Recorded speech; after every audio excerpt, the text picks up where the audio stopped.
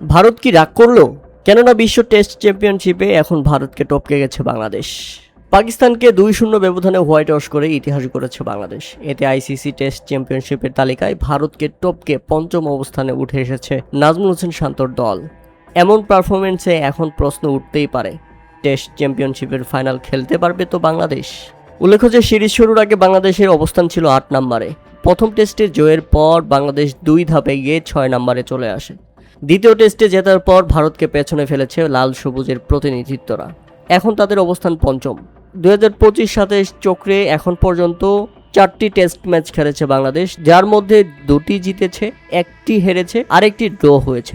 তালিকার শীর্ষে রয়েছে অস্ট্রেলিয়া, আর দ্বিতীয় নম্বরে রয়েছে নিউজিল্যান্ড। বাংলাদেশকে টেস্ট চ্যাম্পিয়নশিপের ফাইনাল খেলতে হলে বেশ কয়েকটি কঠিন পরীক্ষা দিতে হবে নাজমুল হোসেন শান্তর দলকে। বাংলাদেশের পরবর্তী 2 সিরিজ অস্ট্রেলিয়া ও দক্ষিণ আফ্রিকার মাটিতে। এরপর ইংল্যান্ড এবং ওয়েস্ট ইন্ডিজের বিপক্ষে টেস্ট খেলবে বাংলাদেশ। এই 4 সিরিজে জিততে পারলে বাংলাদেশ ভালো অবস্থানে চলে যাবে এবং তাদের আইসিসি টেস্ট চ্যাম্পিয়নশিপ খেলার মতো পজিশন তৈরি করার যোগ্যতা অর্জনের সুযোগ থাকবে। চক্রটি শেষ হবে জুনে। আশা করছি বাংলাদেশ ভালো কিছু করবে এবারের টেস্ট চ্যাম্পিয়নশিপে।